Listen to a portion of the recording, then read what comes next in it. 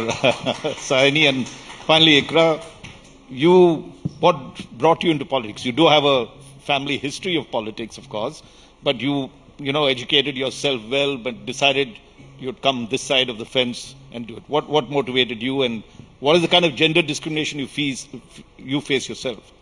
I'll pick it up from where Shani left. When life throws lemons at you, you have to make lemonade. So my journey, that's how my journey in politics began. As you said, I come from a political background. I think Shambhavi also. Yes, she also does, yes. So there was a time I joined back in 2021 and I was still studying. But at that time, there was a situation at home wherein my brother was persecuted by the state, was put behind bars. There was nobody else. Suddenly, I was pushed to the forefront, to the limelight. I didn't even know how to deliver speeches at that time. So that's how it started. And I was very academically into politics. I always liked politics as a subject and always had very theoretical ideas.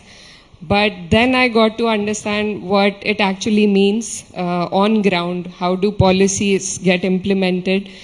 So all of those very idealistic utopian ideas that one creates in their mind when studying, it was finally time to put them to use, and that is when I understood what the hindrances are. And so that is how it began. And at one point I wanted to challenge. There was a time where I thought, it can't get much worse than this. My brother was in jail. There were cases in 3 courts. We couldn't sell anything, couldn't buy anything. So that time I wanted to challenge the current government and see how it goes. So that was the one thought that actually started it.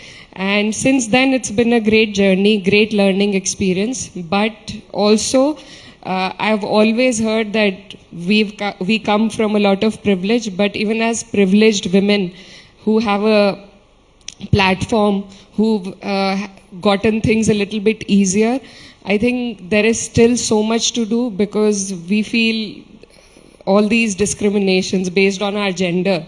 The card that has been dealt to us at our birth, it still hinders some steps that we take in society. Things are changing, but I feel like a lot needs to change. And I think representation is one thing that will invite more people.